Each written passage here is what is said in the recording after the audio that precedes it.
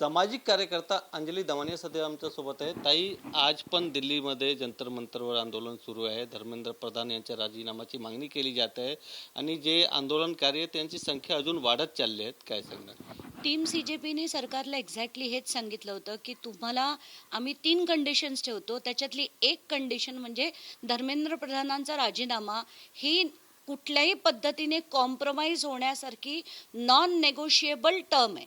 तर तो पहिली कंडिशन त्यांची तीच होती की धर्मेंद्र प्रधान यांचा राजीनामा झाला पाहिजे, 1 कोटी रुपये दिले गेले पाहिजेत आणि सगळ्या मुलांवर कुठल्याही प्रकारचे FIR झाले नाही पाहिजेत।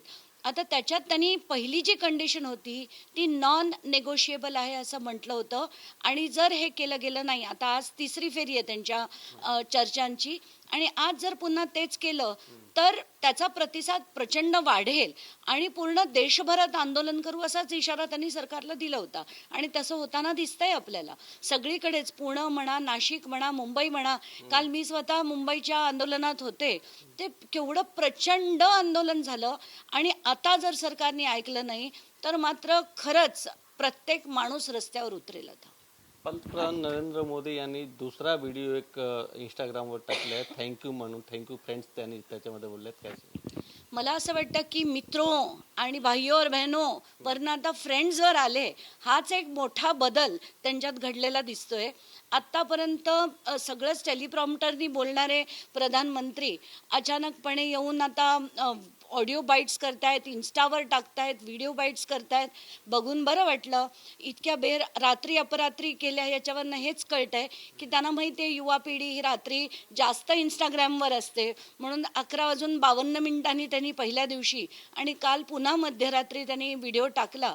आनंद आहे, पण त्यांनी अजून एक स्टेटमेंट केलं की त्यांच्या पूर्ण मंत्रिमंडळाला सांगितलं की तुम्ही इंस्टाग्रामवर जा आणि जास्तीत जास्त तुमचं प्रेझेन्स वाढवा। हे म्हणण्यापेक्षा त्यांनी असं म्हणायला हवं होतं की आधी तुम्ही व्यवस्थित कामं करा, सगळ्या कामांना योग्य काम झाल्यानंतर ते इंस्टाग्रामवर टाका। नुसतीच तुमची इंस्टाग्रामवर बडबड ऐकायला कोणीही आता तयार नाही आहे। निर्मला सीतारामन यांनी नेट पेपर फुटीचा फायदा सांगितलाय, त्याच्यावर काय? आता मला असं वाटतं की निर्मला सीतारामन यांना ना दूरपर्यंत सगळ्या ज्या मुलांच्या भावना आहेत त्या कळेनाशा झाल्यात। म्हणजे मुलांना तयारी करून परीक्षेला जाणं आणि अचानक परीक्षा कॅन्सल होणं, त्याच्यात किती मनस्ताप होतो हे निर्मला सीतारामनना कदाचित कळत नसेल की त्याच्यात त्यांना ॲडिशनल वेळ मिळतो, ॲडिशनल तयारी करता येते। तर मला त्यांना विचारावं असं वाटतं की तुमच्या वेळेस पण पेपर लीक झाला होता का? तुम्हाला पण ॲडिशनल वेळ मिळाल्यानंतर तुम्ही अशी तयारी केली होती का? काय बोलताय? हे काहीतरी भान ठेवून बोला ना। सोनम वांगचुक यांच्यावर उपोषण तोडल्यानंतर अनेक आरोप होत होता, त्याच्यावर त्यांनी सुद्धा एक व्हिडिओ टाकले। त्यांनी सांगितले की जर मला डील करायची असेल तर मी 26 दिवस उपाशी राहिलो नसतं। नाही, नक्कीच डील करणं काय, कोणी इतर आरोप केले काय, त्यांनी सोडलंच कशाला का म्हटलं। काल मला वाटतं गीतांजली यांनी सुद्धा असा एक पोस्ट टाकल्यावर त्याच्यावर पण मी लिहिलं की तुम्ही प्रत्येकाचं बोलणं नका ना ऐकू। लोक आहेत, 10 तोंड आहेत, 10 गोष्टी बोलणारच।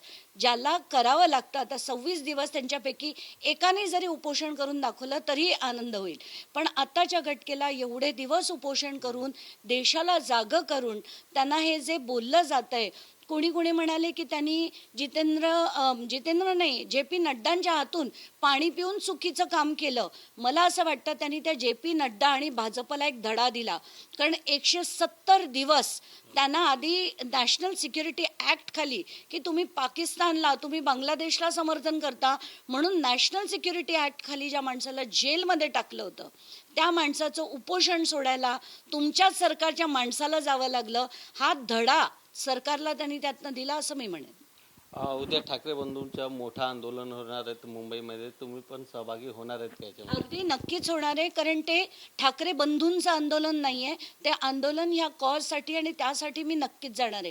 कारण मला वाटतं त्यांनी आवाहन केलं आहे की याच्यात कोणी पक्ष आपले झेंडे घेऊन येणार नाही आहेत आणि हे कुठलाही डायलॉगबाजी तिथे होणार नाही असंही राज ठाकरे म्हणाले। त्याचं मी स्वागत करते आणि या आंदोलनाला मी नक्कीच जाणार आहे। आपण या आंदोलनावर देवेंद्र फडणवीस यांनी सांगितले की विद्यार्थ्यांशी ठाकरे बंधूंशी काही देणं घेणं नाही आहे, राजकीय स्थान निर्माण करण्यासाठी अशा प्रकारचे आंदोलन मला असं वाटतं की फडणवीसांनी आता थोड्या थोड्या गोष्टी त्यांच्या बायकोकडनं पण शिकायला हव्यात.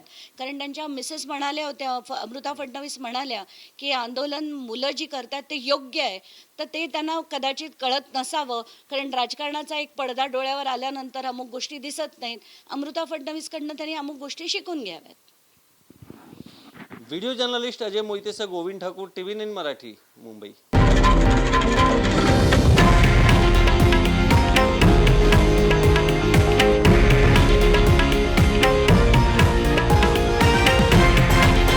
हे आहे देशातील नंबर 1 न्यूज नेटवर्क आणि आपण पाहत आहात TV9 मराठी, एकमेव.